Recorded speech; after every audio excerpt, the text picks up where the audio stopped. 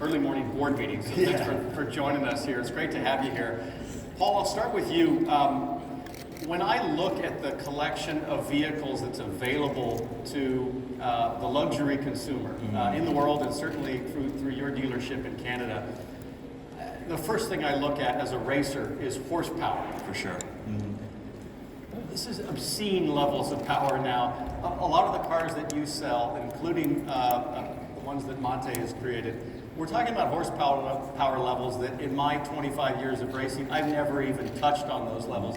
How do you describe the customer type that is going after these vehicles today? I mean, there's a wide variety. There is, and the one thing that is amazing about all this, Townsend, is each car has its own DNA. So horsepower is a common denominator to a great extent. It's always one of the first questions. But our role as far as the dealership is concerned is actually trying to find the right car that fits their lifestyle. And that's truly critical when it comes to it with them enjoying the car and making the most of the car. But horsepower is the first thing on the agenda, but the fit and finish. The infotainment now is so much as well. Design language. Brand matters to them. Is it a reflection of themselves, a reflection of their family? So our job really is to pair them up with the right vehicle that's going to make them happy and hopefully be a wonderful customer for Grand Touring for the long term. Monte, what is the lifestyle that needs 2,000 horsepower? I don't think it's about horsepower so much anymore. There is really an inflation of performance, and performance is becoming really accessible. I mean, for 150,000, you can buy today a Tesla Plaid that's faster than any combustion sports car, almost, or even supercar in terms of acceleration. So it's about the whole package. And I'm a through and through car guy, and I also have a bunch of cars that I bought, older cars that I was admiring when I was a kid. Not that long ago. And the Nevera really ruins performance for everything else. Like, you don't drive other cars for performance. So the Nevera is the fastest accelerating car ever built. But there's so many other things about the other cars. I don't know, I always loved the E30 BMW because it's also what I started the business with, and I bought an M3, and you can't believe how slow these cars are today. And wobbly and all that stuff, and I now also have an E46 M3 CSL, which was like the car like 20 years ago when I was carbon roof. Yeah, carbon roof, the carbon air intake and all that. And now when I drive it, I'm like, Jesus, how did people consider this fast 20 years ago? Like, is something wrong with the car? Do you mind, for some that might not know the story, take us back to your teenage years, if you don't mind, the formation of your fascination with cars and electronics, because I think your story is particularly unique in the industry, in that you are truly a ground up, roll up your sleeves, taught yourself in a lot of ways. The mechanical side, the electrical side. Where did this fascination come from? Can you remember pinpoint a time in your life as a young person where you were really had fallen in love with this industry? Well, I don't know, because my parents tell me stories from when I was really a baby, before I could walk and talk. I was just crazy about cars. And even more interestingly, because my parents had nothing to do with cars, and I was born in Bosnia, which at that time was Yugoslavia, and Bosnia is like, even today, like the second poorest country in Europe, and where I'm from is like the poorest part of Bosnia, so there were no cars, no streets, and I was just somehow fascinated by cars all my life. And then when the war started, my parents moved to Germany, and all of a sudden there were a bunch of cars and car shows, and I absorbed all of it, like from television, from like magazines and stuff. And I just wanted to do something with cars all my life. And it evolved over time, As I got older, I realized that Nikola Tesla was born in Croatia. He invented the electric motor that we use in so many things today. So I was also fascinated by electronics. I was the local and then national level champion for electronics innovation when I was 17 years old, and then combined my two passions into building an electric car out of a 1984 BMW E30, and that's how I started. So I really consider myself lucky, because I really, if I could go back in time to that, teenager, that the teenager sees what I'm doing now, I don't think he could believe it. So you're 17 years old, you're converting this BMW to electric. If you think back to that project, what was the hardest part for you to figure out how to make that work? Was it the mechanical integration of the systems, battery energy supply, control systems? What what aspect of that was the biggest challenge? Well, I really had no idea what the hell I was doing. You know, I didn't know one person in the auto industry. I just, you know, in Croatia didn't have a car industry. So, I mean, I started actually, so the true story is, I had this 1984 BMW because it was like the easiest way to start racing. Like you weld the differential, have a short ratio differential so you can drift, and you have a bunch of old tires. And like at the second race, my engine blew up. And I actually wanted to replace it with a V8 out of a E39 M5. So naturally aspirated V8 engine, amazing sound, but it was too expensive for me. And I was like, if I'm already going to invest years of my life into building this car, why not do something that could also turn out to be a business? So I started doing the BMW kind of with a business in mind, because I thought, well, electric cars are not a thing yet, but they could become. So that's what I started with. And then, you know, building a company actually, and especially raising money, finding investors, that was the hardest part. Technical part, yes, but you know, you figure it out. And you know, I got electrocuted 100 times building the car and stuff. So, but that's all fun and games. Yeah. The problem was paying the bills. Yeah, and Paul, for you, bringing a new brand into your collection like Rimac, it's a differentiator, right? It's certainly in the hypercar space, there's a story behind every brand, but this one in particular with Mate, it's something special. It's redefining hypercars to a great extent, and that's some of the role that we play, is educating everybody, because it used to be all just about horsepower.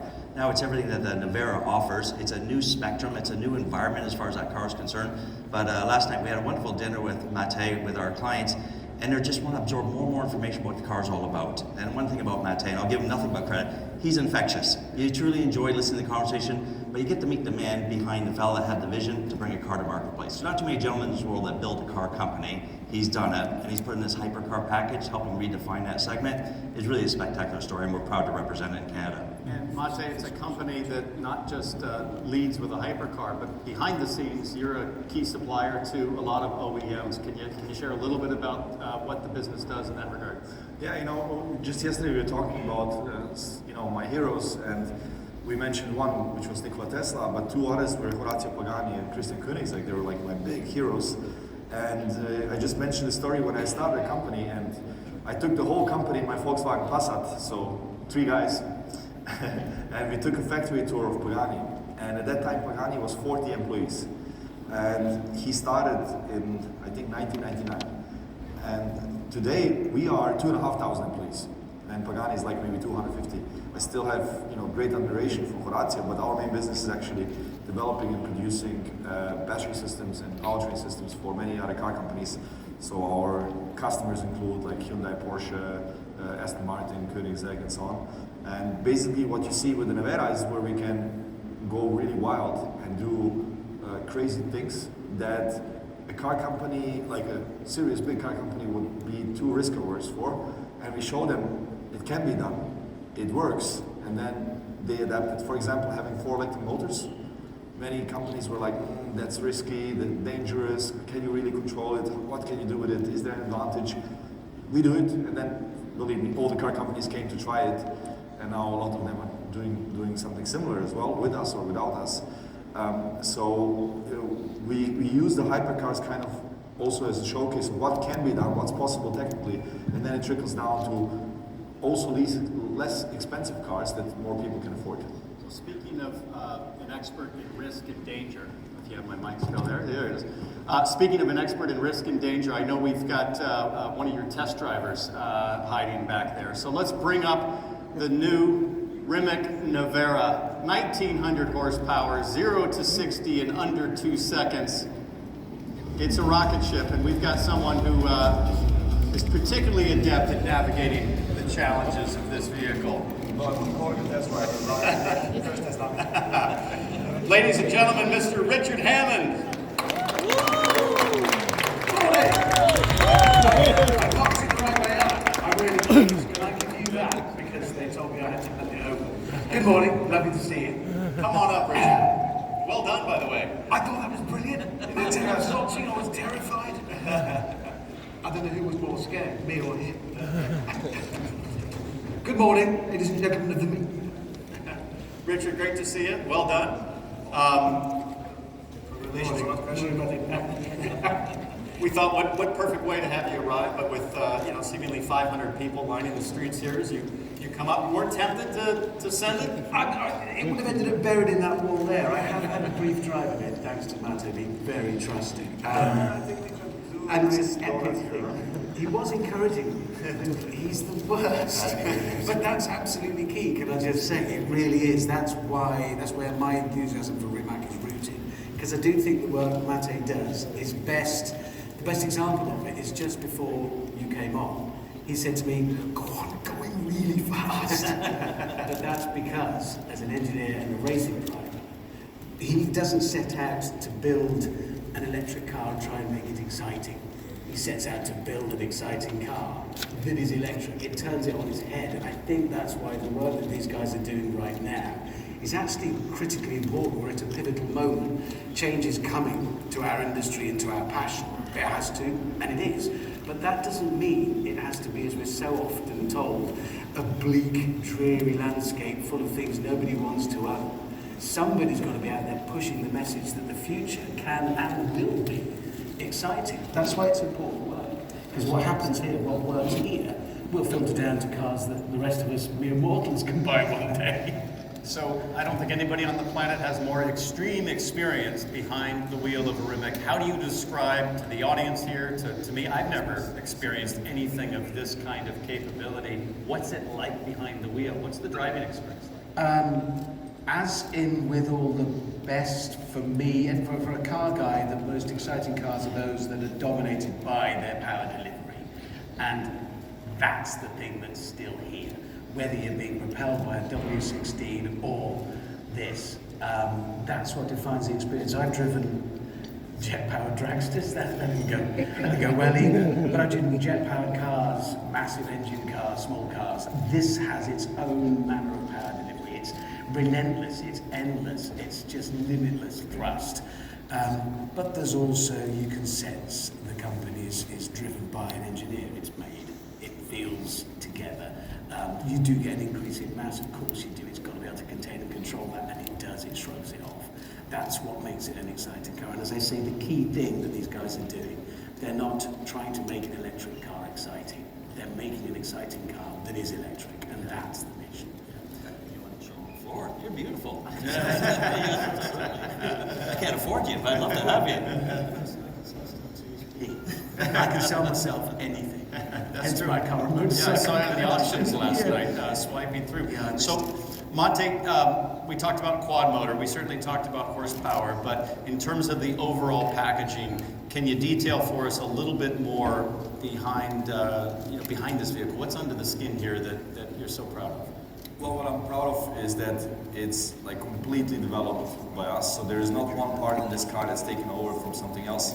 And because we didn't want to compromise. So it was like the idea, we set our targets really high in terms of like what the car can achieve, and the whole package that has to be also comfortable and usable and fun to drive and fast accelerating things in the road and still very easy for everybody to use.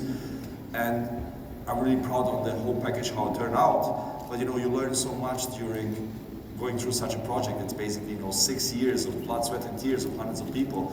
So you always learn what you can do better. Also, one thing I'm really proud of is this car broke 27 world records last year. So it holds 27 world records. Let's talk about some of those. Top speed? So top speed for an electric car, acceleration. What was that top speed? 412 kilometers per hour. Okay. But it can actually go more. How much downforce do you estimate it would generate at that speed? Well, the fun thing is when you drive that fast, it doesn't have one single number. Actually, the bottom of the car acts as a reverse wing, and the top of the car acts like an airplane wing. So you actually have, let's say, 2 tons pulling the car up and 2 tons pulling the car down. So it's like 4 tons trying to rip the car in two. That's comforting. Sounds really great. You shouldn't write this. I just Yeah, but a lot of it, like most of the cars actually made in our facility. That's really special when you go around the factory. You can see almost every part of the car being made there. And that in a country that never developed and built cars before. So we had to build all of this know-how up. that you're now also using on new Bugattis and everything else that you're doing. That's one of the things that excited me because I visited the factory shortly before my slight parking incident with the Concept 1. And Mate, you did say, if we were to lock you all in the factory, they could turn out pretty much an entire car, apart from the tyres.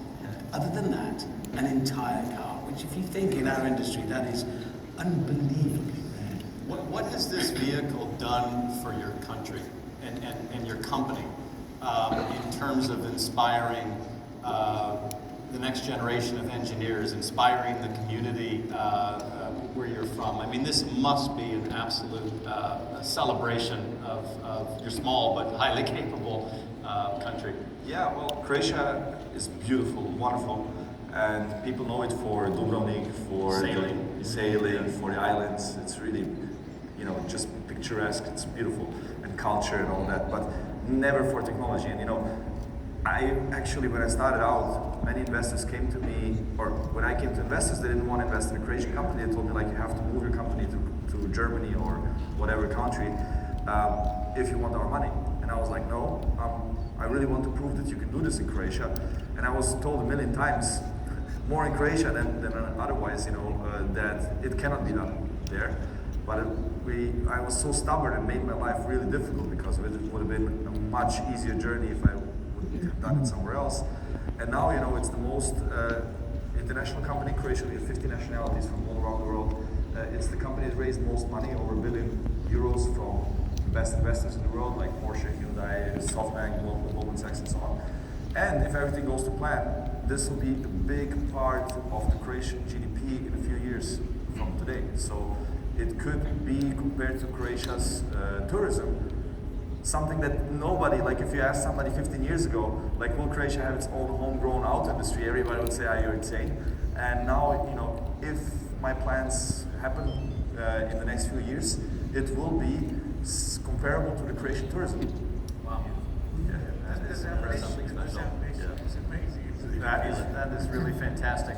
What, from a product standpoint, what can we expect to see next? Without telling us too much, where do you go from here?